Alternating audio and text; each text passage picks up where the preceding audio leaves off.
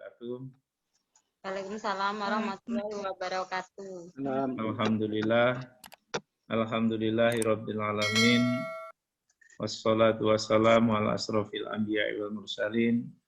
Sayyidina Muhammadin wa ala alihi wa sahbihi ajma'in. Amma ba'du. Rabbi shrahli sadri wa yassir li amri wa hlul 'uqdatam min lisani yafqahu qawli. Kepada Bapak Dr. Hobri selaku Kaprodi S2 Pendidikan Matematika, kepada adik-adik mahasiswa Pasca Prodi Pendidikan Matematika yang berbahagia.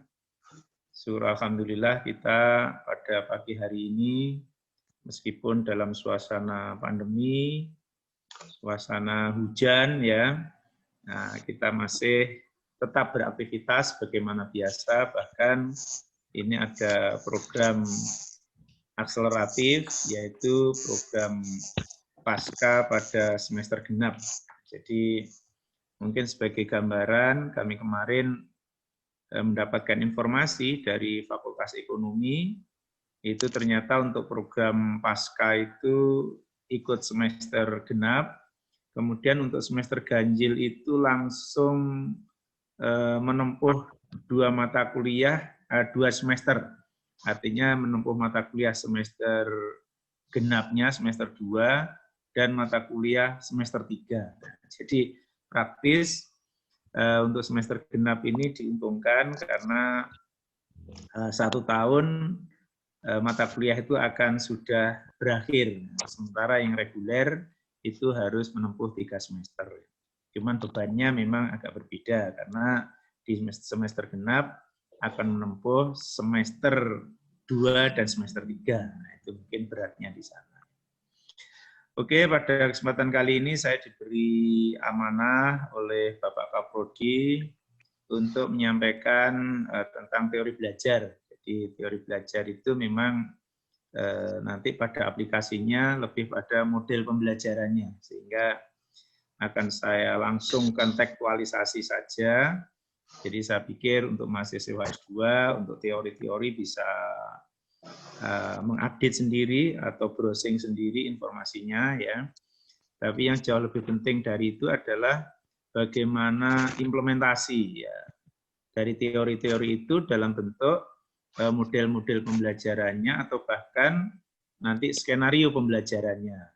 Sehingga ini sekaligus model pembelajaran interaktif saya kaitkan dengan era COVID-19 yang pembelajarannya adalah berbasis daring. Jadi mudah-mudahan dengan materi yang cukup sederhana dan ringkas ini nanti bisa memberikan pemahaman kita bersama bahwa model-model pembelajaran daring itu bisa dikembangkan dan selanjutnya mungkin nanti meskipun sudah tidak suasana COVID, daring ini akan berjalan terus karena ini sudah menjadi isu, artinya sudah menjadi kelaziman di dalam berkomunikasi kita. Jadi ternyata daring tidak hanya di pembelajaran, tapi sudah banyak kantor-kantor itu yang menerapkan work from home ya. Bahkan orang-orang kaya di Amerika dan Eropa sekarang sudah membuat titik-titik pariwisata di Indonesia ya, yang mereka mengendalikan perusahaannya itu tidak lagi WFH ya atau WFO di sana, tapi sudah work from Indonesia. Nah, jadi kita bayangkan ya, ini mungkin tugas-tugas teman-teman matematika nanti ya. Artinya kita sedang berpikir di bawah Kementerian Pariwisata dan Ekonomi Kreatif yang dikomandoi oleh Bapak Sandiaga Uno itu sekarang sedang berpikir ada permintaan dari taipan-taipan internasional atau orang kaya-kaya internasional itu dalam suasana pandemi ini mereka ingin di tempat-tempat yang sepi. Nah, di Indonesia ini sudah ditunjuk beberapa titik dan itu sudah disepakati, sudah ada MOU ya, dan selanjutnya akan dibangun ya sebuah ruang perkantoran, ruang ya ruang rekreatif, dan yang paling penting adalah dua hal, yaitu ada rumah sakit bertaraf internasional dan jaringan internet yang memang bisa mengakses hubungan-hubungan sosial secara global. Jadi ini mungkin tantangan kita ke depan ya, sehingga orang-orang kaya ini sudah melirik Indonesia itu sebagai tempat bekerja. Artinya mereka mengendalikan perusahaannya, tidak lagi dari negaranya, tidak lagi dari kantornya, tapi dari Indonesia. Work from Indonesia. Jadi ini isu yang paling seksi saya pikir ini ya untuk kita di era-era yang akan datang. Oke, nanti di samping saya menjelaskan model pembelajaran, mudah-mudahan dengan waktu 1,5 jam ini, juga dibebani dua, yaitu tentang model-model assessment atau penilaian atau evaluasi. Jadi ada dua materi, mungkin yang 60 menit kita akan materi model pembelajaran, nanti yang 30 menit materi assessment-nya atau 50-50 begitu ya. Oke, jadi yang pertama saya akan menjelaskan tentang paradigm shifting, yaitu pergeseran paradigma ya. Jadi saya pikir ini kita semua sudah memahami ini ya, di mana dalam proses pembelajaran secara umum ya, ini kita sudah bersepakat ada pergeseran paradigma, pergeseran mindset ya. Jadi kalau dulu dalam pembelajaran itu kita terfokusnya yaitu pada student centered atau terfokus pada teacher centered ya, terfokus pada guru. Yaitu pertanyaannya adalah sejauh mana guru ini sudah menyampaikan materi. Jadi ketuntasan belajar itu diukur dari guru sudah menyampaikan semua materinya. Nah, tetapi dari paradigma baru ini yaitu from teacher to student centered. Jadi sekarang sudah bergeser dari teacher oriented menjadi student centered. Artinya pembelajaran sudah berbasis kepada siswa. Sehingga pertanyaannya adalah sejauh mana siswa menguasai materi itu. Jadi bukan lagi guru yang menguasai ya. Yang jelas ya guru harus menguasai tuntutan awal itu ya. Tapi pertanyaan berikutnya adalah sejauh mana siswa menguasai materi, sejauh mana siswa sudah memiliki kompetensi terhadap materi yang kita ajarkan. Dalam bidang matematika tentunya juga ini akan menjadi target dari pembelajaran kita atau capaian pembelajarannya adalah penguasaan materi pada diri siswa. Nah, ini jadi kita sudah bersepakat ke situ ya, menggeser paradigma itu. Atau kalau dalam bidang teori-teori psikologi, itu bergeser dari paradigma behavioristik menuju pada paradigma yang konstruktivistik. Ya. Oke, jadi kalau yang teacher oriented, itu ya guru mengajar, kemudian ada subjeknya, dalam pengertian ada materinya, nah materi itu ditransformasi kepada siswa. Nah, jadi siswa diibaratkan atau dianalogikan seperti bejana kosong atau timba yang kosong, sehingga sewaktu-waktu siap diisi oleh air itu atau oleh ilmu pengetahuan. Nah, jadi itu adalah paradigma lama atau paradigma behavioristik, di mana pemahamannya yaitu stimulus respon. Jadi siswa itu akan merespon jika ada stimulus. Ya, jadi yang terpenting bagaimana upaya guru memberikan stimulus, termasuk di dalamnya memberikan materi, atau di dalamnya juga melakukan evaluasi, yaitu berupa tes. Ya, dengan paper and pencil test, siswa diberi soal, kemudian siswa diharapkan bisa memberikan respon. Jadi stimulusnya adalah soalnya, kemudian responnya adalah jawaban siswa itu. Nah, ini model-model lama. Kemudian model itu ternyata bergeser ya, nah, tidak lagi pada gurunya, tapi pada studennya. Jadi siswa itu belajar tentang satu materi tertentu atau tentang konten materi tertentu, kemudian siswa itu didampingi oleh guru. Jadi guru lebih memiliki peran sebagai fasilitator, sebagai pendamping ya, atau sebagai dinamisator ya. Nah, jadi ini guru lebih memfasilitasi, ya, memfasilitasi siswa untuk belajar.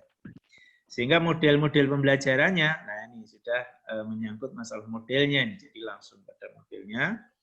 Yang pertama adalah kontekstual teaching learning, ya, belajar hal-hal yang kontekstual, yang kekinian, yang terkait dengan kehidupan sehari-hari, ya, itu adalah pembelajaran yang kontekstual. Kemudian kalau di sekolah kita juga mengenal namanya scientific approach. Nah, jadi kita mencoba untuk mengamati, kemudian menanya, ya, selanjutnya sampai pada menyajikan pengetahuan itu. Itu yang disebut dengan scientific approach. Termasuk di dalamnya adalah juga mengobservasi. Jadi siswa kecenderungannya untuk menemukan pengetahuan itu dengan cara dia sendiri. Ya, maka dari itu kemudian ada discovery, ada inquiry, ya, ada problem based learning, ada problem solving. Ya, ini adalah model-model pembelajaran yang bisa dilacak sendiri nanti bagaimana langkah-langkahnya untuk masing-masing model pembelajaran itu. Tapi yang jelas ini adalah model-model pembelajaran yang baru yang sudah berperspektif atau berparadigma konstruktivistik sehingga siswa membangun pengetahuan dia sendiri. Jadi tidak menghafal, tidak semata-mata itu ditransfer oleh gurunya, ya, tapi bagaimana siswa menemukan sendiri pengetahuannya itu. Nah, kemudian pertanyaannya kenapa sih kita ini kok harus melakukan perubahan, ya, change. Ini saya pikir penting, ya, teori perubahan meskipun angka-angka di matematika itu tidak pernah berubah gitu ya. Tapi kita hendaklah juga melakukan yang namanya kontekstualisasi. Jadi dengan sistem pembelajaran yang biasa, itu yang jelas sudah tidak efektif lagi. Jadi kita menganggap dengan peran guru yang terlalu dominan itu menjadi tidak efektif karena siswa hanya memiliki pengetahuan kognitif saja, sementara keterampilan-keterampilan yang lain itu menjadi tidak terasa. Nah, jadi apabila kita melihat domain yang harus kita berikan kepada siswa atau capaian pembelajaran siswa itu ada 3 domain di situ, ya. Jadi domain kognitif atau pengetahuan atau akademiknya, ya. Kemudian ada domain afektif, sikap, karakternya, ya. Dan yang ketiga ada domain psikomotorik atau domain kinestetiknya. Jadi bagaimana kita bisa mencapai ketiganya itu? Ya otomatis di situ kan namanya belajar itu harus mengandung 2 unsur. Jadi yang pertama harus ada pengalaman belajar siswa, dan yang kedua harus ada yang namanya aktivitas belajar siswa. Jadi pengalaman itu dibangun tentunya dari siswa melakukan sendiri, atau siswa mengkontekstualisasi dengan fenomena kehidupan sehari-hari di lingkungannya atau di masyarakatnya. Itu namanya kontekstualisasi, artinya berangkat dari pengalaman-pengalaman empirik yang ditemui oleh siswa.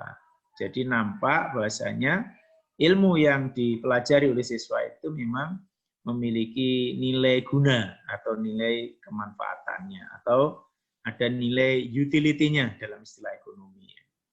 Nah, kemudian aktivitas belajar.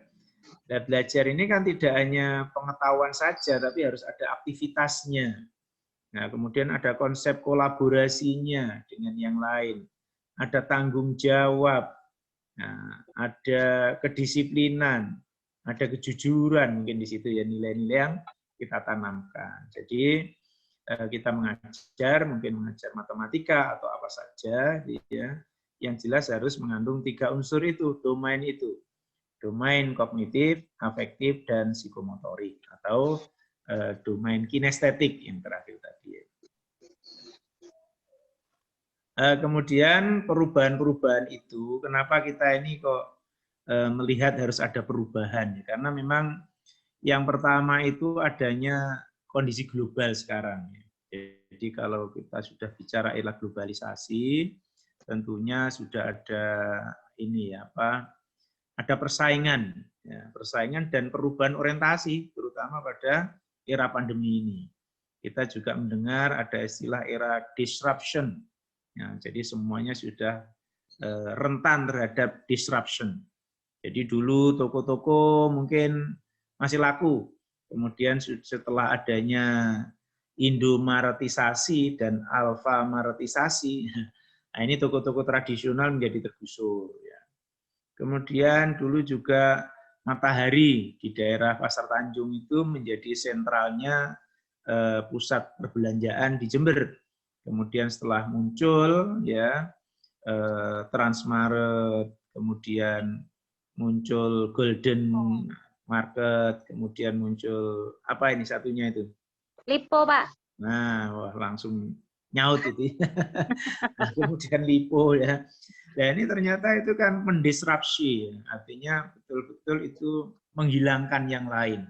Bisnis-bisnis yang lain hilang. Dulu namanya Kodak itu kan laris ya, Kodak, Polaroid itu merek-merek Kodak itu terkenal dan kalau kita updrop foto itu kan harus ke sana dulu ya. Sekarang dengan adanya HP ya foto sendiri ya. studio menjadi hilang, ya hilang dengan sendirinya ya. Nah, jadi ini adalah menunjukkan kita sudah berhadapan dengan era disruption. Nah, jadi ini sebentar lagi mobil listrik ini sudah mulai masuk di Jakarta ya. Nah, itu dengan ramah lingkungan dan lebih murah biaya energinya ya. Kalau kita mobil harus pakai bensin atau BBM, nanti mobil listrik tinggal dicas di rumah sudah selesai. Nah, kira-kira bisa kita bayangkan enggak nanti pabrik-pabrik Honda akan tutup ya. Toyota akan tutup ya. Suzuki tutup ya. Nah, jadi pabrik-pabrik mobil yang berbasis pada BBM itu akan hilang karena sudah tidak dibutuhkan lagi oleh masyarakat. Masyarakat akan mengubah preferensinya sehingga mereka tidak memilih mobil-mobil konvensional yang berbahan bakar BBM ya, tapi akan lebih memilih mobil-mobil milenial yang berbahan bakar listrik. Jadi ini akan terjadi perubahan, apalagi pemerintah mendukung. Nah ini dalam waktu 1-2 tahun habis itu ya, terdisruption, jadi tergilas ya. Oke ya, jadi ini juga nanti akan berpengaruh pada kompetensi lulusan kita. Nah, sehingga kita akan mengubah ini ya, ada perubahan paradigma, pengetahuan, belajar, dan mengajar secara daring. Ini akan terus kita kembangkan sehingga sekarang ini yang dibutuhkan adalah justru perubahan-perubahan dalam model-model pembelajaran. Jadi pembelajaran interaktif itu tidak lagi kita kemas dalam bentuk tatap muka, tapi bagaimana kita nanti dengan teknologi itu mengubah perubahan praktek pembelajaran itu meskipun dengan daring akan tetapi tetap interaktif. Nah, ini yang sedang kita kaji bersama. Oke ya, perubahan itu penting. Nah, ini bedanya orang cerdas dengan orang kompetitif. Nah, Pak Hubri ini suka gambar-gambar begini. Nah, itu ya, jadi kalau kita cerdas itu memang kecepatan kita. Jadi orang yang fatonah, ya, jadi orang yang cerdas dan yang dibutuhkan itu yang kompetitif. Nah, maka dari itu istilah itu ada dua ya, ada keunggulan kompetitif dan ada keunggulan komparatif. Nah, kalau ini cewek ini enggak tahu ini kompetitif apa komparatif ini. Nah, jadi kalau yang kompetitif ya ini dikompetisikan dengan siapa saja mereka akan unggul. Nah, artinya memang ada kompetitornya ya, tapi dikompetisikan dengan siapa saja kita akan lebih unggul. Ini namanya kompetitif. Kalau keunggulan komparatif ya, itu kita punya orang lain tidak punya. Nah, seperti di Indonesia itu kan ada tempat wisata di Papua itu apa? Hari? Lupa, Pak, belum pernah ke sana ya. Alah. Ada itu yang bukan Labuan Bajo apa itu? Lupa, Pak. Raja apa? Raja Ampat. Raja Ampat, ya. Nah, itu harus pernah ke sana ya. Iya. Nah, itu ya, jadi itu namanya keunggulan komparatif. Jadi kita punya, orang lain tidak punya. Mungkin Candi Borobudur kita punya, orang tidak punya ya. Bali, nah, Bali itu kan banyak keunggulan komparatif dengan khas apa ya Hindu Budanya ya. Mungkin tidak semata-mata rekreasi tempat wisatanya, tapi rekreasi budayanya. Jadi itu ya. Jadi kita harus menyediakan atau paling tidak menggali keunggulan-keunggulan komparatif dan juga keunggulan-keunggulan kompetitif. Ya, yang komparatif itu lebih pada keunikannya. Nah, kita menggali keunikan itu nanti supaya berdaya saing ya. Oke, kalau kita lihat ini kompetensi lulusan kita itu memang banyak di sini ya. Saya pikir hampir semuanya juga mengarah ke situ. Nah, ini yang disebut dengan kompetensi yang keunggulan yang kompetitif tadi. Jadi ini semuanya harus punya, tapi ketika kita sandingkan, ya kita kompetisikan, kita itu harus tetap lebih unggul gitu loh ya. Jadi sama-sama diproses, misalkan ya di FKIP UNED, nah dengan di FKIP yang lain, nah, kita itu berani bersaing gitu ya. Ya, alhamdulillah teman-teman dari UNED ini juga sudah menduduki peringkat pertama ketika bersaing dengan perguruan tinggi yang ada di Jember maksudnya ya. Nah, itu stakeholder kita itu meyakini UNED the best ya. Saya kemarin juga ke Lombok itu ternyata alumni-alumni UNED itu apabila bersaing dengan orang-orang alumni lokal Lombok itu kepala sekolahnya selalu memilih alumni yang dari UNED. Nah, karena UNED ternyata sudah mendapatkan ikon atau kepercayaan ya trust dari orang-orang Lombok. Jadi ini kan juga salah satu kompetensi kita, keunggulan kompetitif kita setelah dibandingkan itu. Jadi keunggulannya, kompetensi lulusannya itu bisa berkomunikasi tertulis. Nah ini terkait dengan publikasi, nanti mahasiswa S2 harapannya bisa ikut dalam international conference yang dimuat dalam proceeding internasional atau menulis dalam jurnal internasional atau jurnal terakreditasi yang minimal indeks 1 atau Sinta 1 atau Sinta 2. Ini mahasiswa S2 ya berpikir analisis, ya bekerja dalam tim, ya jadi juga menjadi penting ya teknologi logis mandiri ya berbasis pada ilmu pengetahuan. Jadi saya kira kita harus orientasinya ke sana sehingga sekarang teknologi sudah bukan sesuatu yang bisa ditawar lagi, jadi hendaklah kita juga justru orientasi kita itu pada pengembangan teknologi kita. Belajar mandiri atau bekerja mandiri, ini daring juga menjadikan kita belajar mandiri. Sekarang bagaimana prakteknya? Nah ini ya, jadi prakteknya ini saya baca-baca itu ada teorinya Rogers ya. Itu ternyata sederhana ya. Jadi untuk belajar sesuatu itu ya praktekkanlah gitu aja ya. Jadi kalau kita belajar berhitung, yang menghitunglah, misalkan matematika ya. Atau kalau belajar berenang, ya berenanglah. Jadi saya beberapa bulan yang lalu itu belajar tenis. Nah ini bersama dengan Pak Obi. Nah itu kalau hanya teori ya nggak bisa. Jadi saya langsung beli raket tenis, kemudian pagi-pagi berangkat ke lapangan tenis di PKM itu. Nah ya sudah langsung bolanya kita pegang, nah ditampil-tampil saiso-iso nih. Nah jadi ternyata itulah yang menyebabkan kita berani. Karena untuk berani itu harus mencoba. Jadi kalau mau belajar bicara ya berbicaralah. Nah kebetulan saya ini punya pesantren kecil gitu ya di rumah. Ya. Itu juga sekarang saya melatih mahasiswa. Yang pertama berani menjadi imam. Ya, sehingga mereka saya ajari, kemudian setelah itu mereka saya suruh praktek menjadi imam. Ya, pertama-tama imam sholat duhur yang bacaannya disyirkan, nggak usah baca cuma Allahu Akbar gitu aja ya. Nah, itu bacaannya kan tidak dizarkan ya. Kemudian setelah itu saya uji lagi mengimami sholat isya.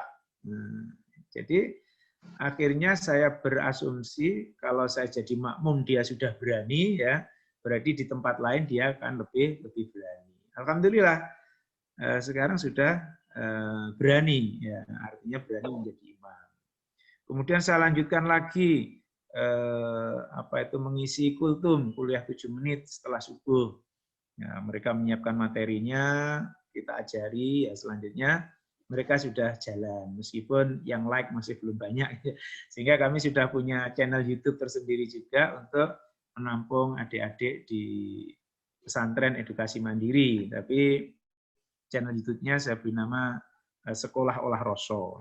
Jadi ini adalah cara kita mendidik. Jadi saya percaya ternyata untuk belajar itu harus praktek. Nah, jadi kalau ingin belajar bicara ya bicaralah. Jadi diajari aja bicara, dibuatkan panggung. Jadi kami buatkan panggung. Jadi kita buatkan mimbar atau podium, ya sudah silahkan bicara di situ. Belajar bernyanyi juga menyanyilah. Nah, ini saya juga di depan rumah ini bikin kantor, kemudian saya lengkapi dengan ruang podcast. Nah, mungkin nanti yang Hari atau siapa ingin nyanyi, kami sediakan panggungnya ya. Artinya kalau punya hobi itu harus disalurkan. Pak Obri ini tidak disuruh nyanyi, malah nyanyi sendiri nih, karena memang sudah profesional beliaunya. Khotbah aja hampir lupa, kadang-kadang mau nyanyi. Untung saya ingatkan.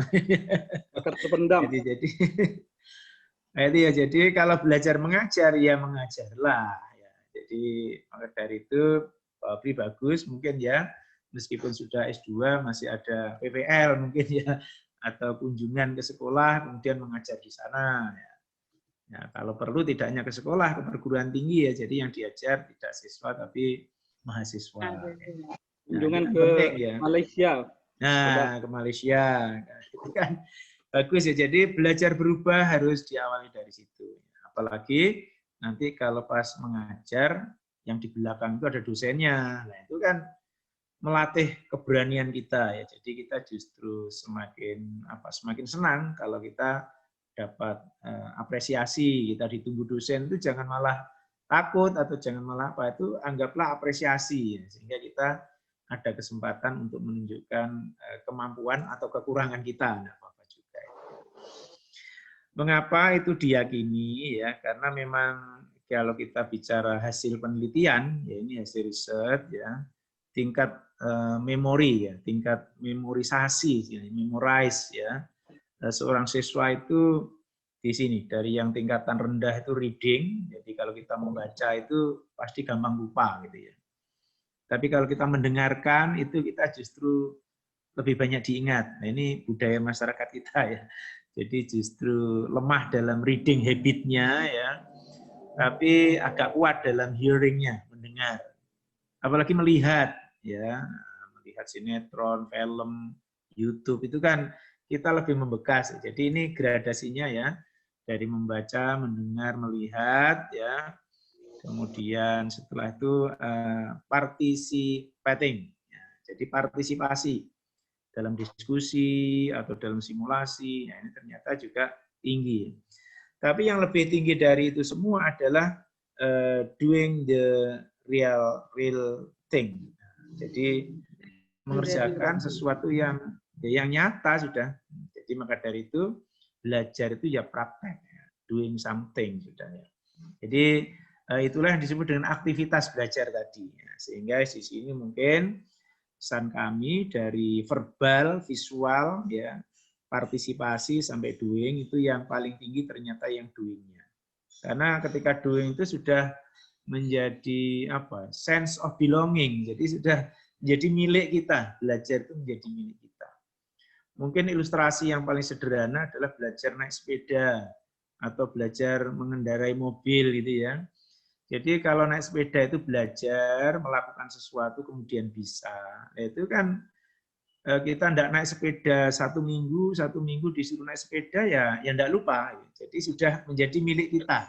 Itu namanya sudah dalam istilah sosiologinya namanya sudah menginternalisasi.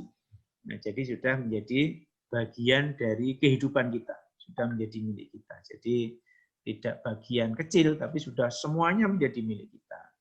Ini harapannya gitu ya. Jadi nanti kalau kita belajar matematika ya harus ada aktivitas siswa. Jadi tidak hanya aktivitas berpikir tapi juga ada aktivitas fisiknya. Ya, silakan nanti dikemas dalam bentuk apa. Karena memang aktivitas itu dibagi dua ya, ada aktivitas berpikir dan aktivitas fisiknya atau aktivitas kinestetiknya tadi ya. Maka dari itu penyajian pengetahuan, nah itu kan menjadi dua, penyajian pengetahuan atau keterampilan penyajian pengetahuan dan keterampilan penyajian kinestetiknya, keterampilan kinestetiknya. Jadi dua-duanya saya pikir sama pentingnya ya. Oke, ini hanya konsep student centered saja, di mana dipengaruhi oleh guru tetap berpengaruh ya sebagai fasilitator ya, lingkungan. Nah, ini sumber belajar lah, ini hendaknya lebih kita perkaya ya dengan hypermedia atau mungkin multimedia ya, yang mana kita sudah punya banyak aplikasi-aplikasi untuk itu, yang kita tinggal mana yang paling relevan. Jadi tidak ada metode yang paling baik, tapi yang ada adalah metode yang paling sesuai. Jadi semua metode baik, tapi mana metode yang paling sesuai ya, itulah nanti yang akan kita jadikan pola atau kita jadikan sebagai petunjuk atau referensi di dalam melaksanakan proses pembelajaran. Nah, disinilah munculnya interaksi tadi ya. Interaksi ini kan akhirnya tetap kita pada pendidikan tadi, yaitu interaksinya dengan pendekatan-pendekatan inquiry maupun pendekatan discovery-nya. Oke ya, yang tadi sudah, siswa akhirnya kinerjanya menjadi kinerja kreatif, menjadi satu kesatuan utuh ini, apa tadi, domainnya yang dikuasai, sehingga bisa menguasai aspek akademiknya atau kognitif. Nah, ini saya bahasakan yang berikutnya itu aspek generiknya atau sikapnya. Mengenerate itu bukan obat generik ya. Mengenerate itu maksudnya adalah melipat gandakan ya, artinya meningkatkan ya. Mungkin hari ini sudah punya suami apa belum ini? Halo Hari. Gimana Pak? Sudah punya suami? Sudah, anaknya 2 Pak. Nah itu ya. Jadi kalau punya suami itu suaminya harus di-generate ya. Oh iya, Generate itu maksudnya pelayanan sekarang dengan besok itu berbeda gitu loh ya. Jadi harus lebih baik lagi. Jadi jangan hanya disuguhi pecel aja gitu. Jadi harus dibuat lebih variatif ya. Nah, kemarin saya bawa ke Menepi Pak. Oh, terus? Iya itu kan banyak makanan milih sendiri jadi. Oh ya tidak di sana tapi di rumah ini ya. Nah, oke ya, jadi itu kita harus dibuat generik. Artinya begini, misalkan kita berdagang itu orang beli 10 ya kita kasih 11. Itu bonus lah ya. Nah, ada bonus ya. Termasuk pada suami juga dikasih bonus biar senang di rumah nanti ya. Iya, iya. Obri mulai sudah tidak begitu kerasan di rumah soalnya.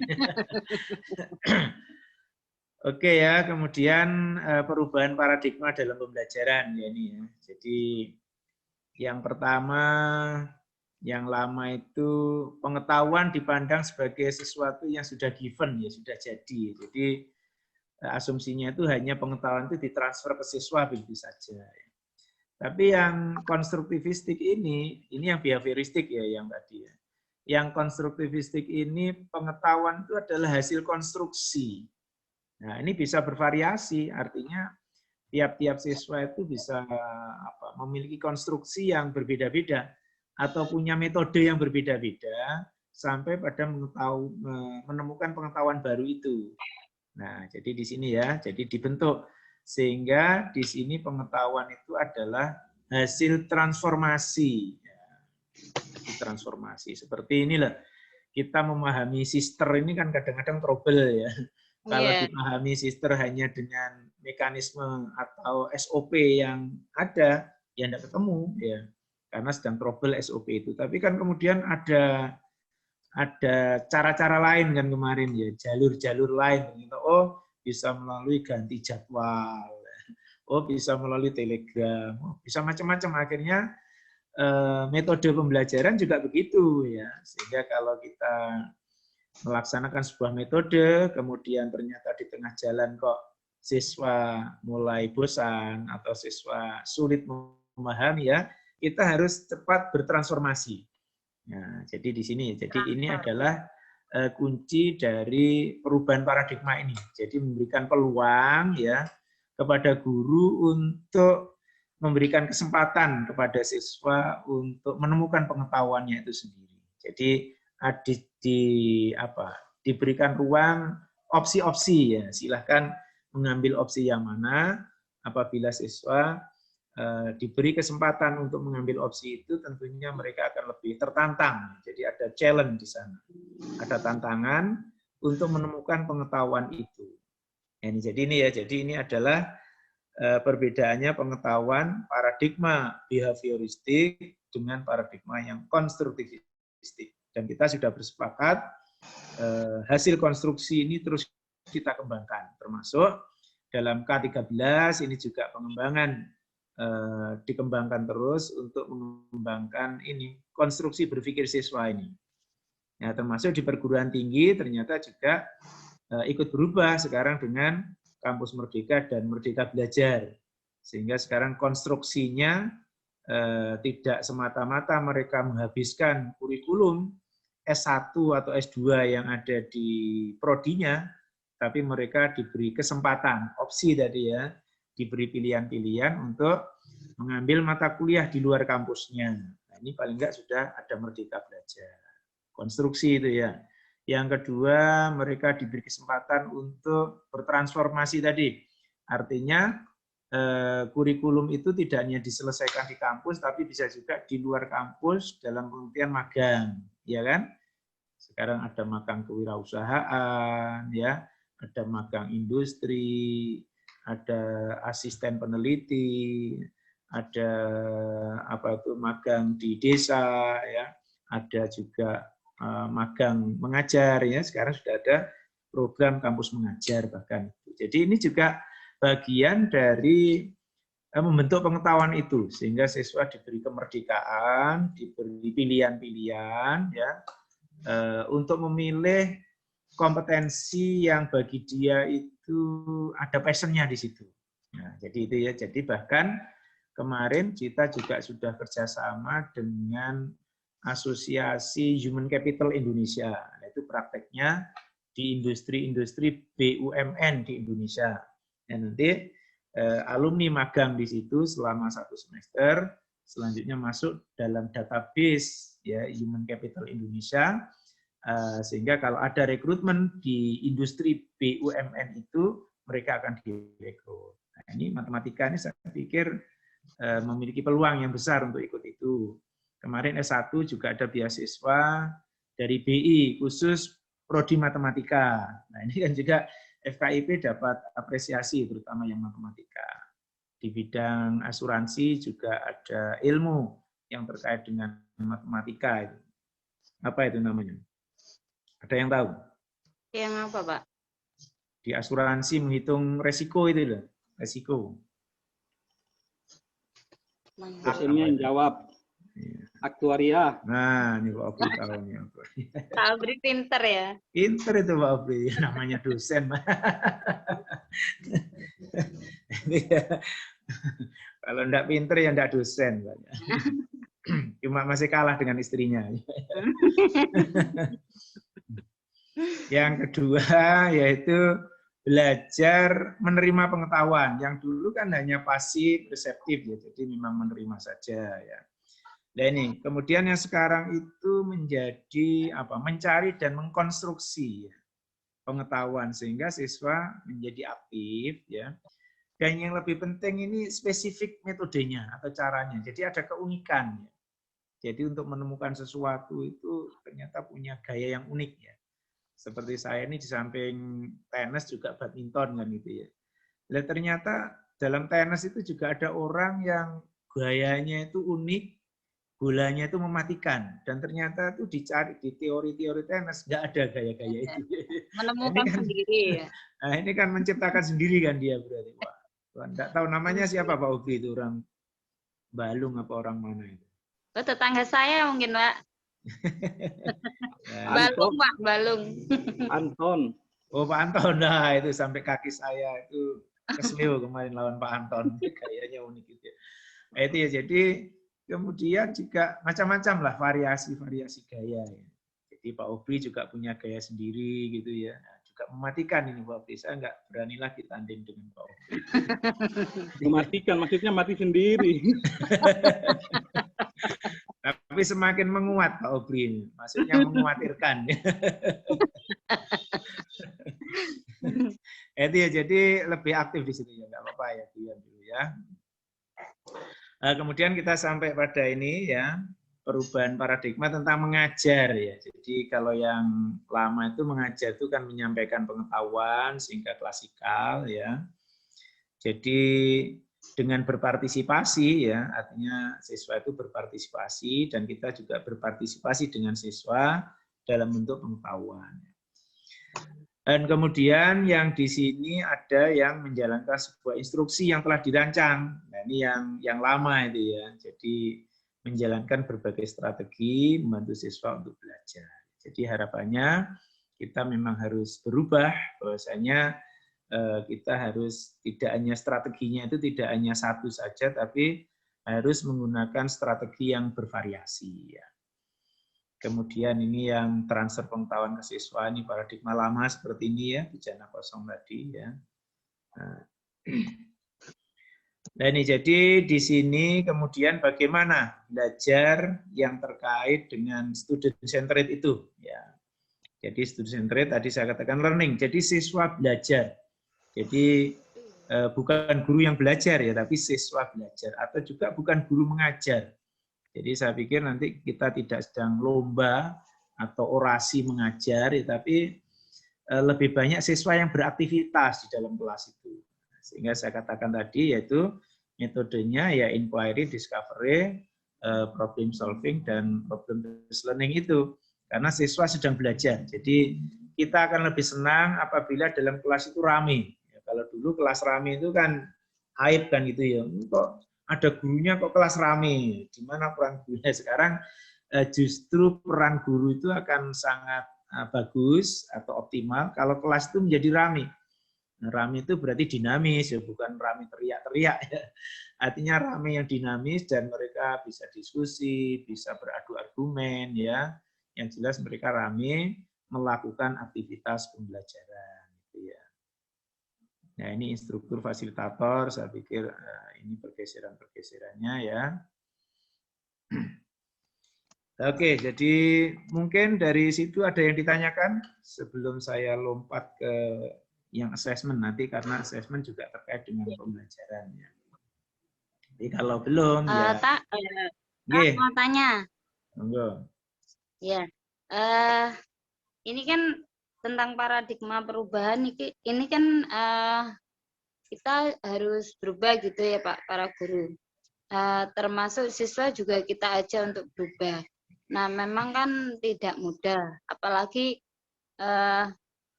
kalau di ini ya Pak, di desa-desa, nggak tahu kalau di kota, di sekolah-sekolah kota.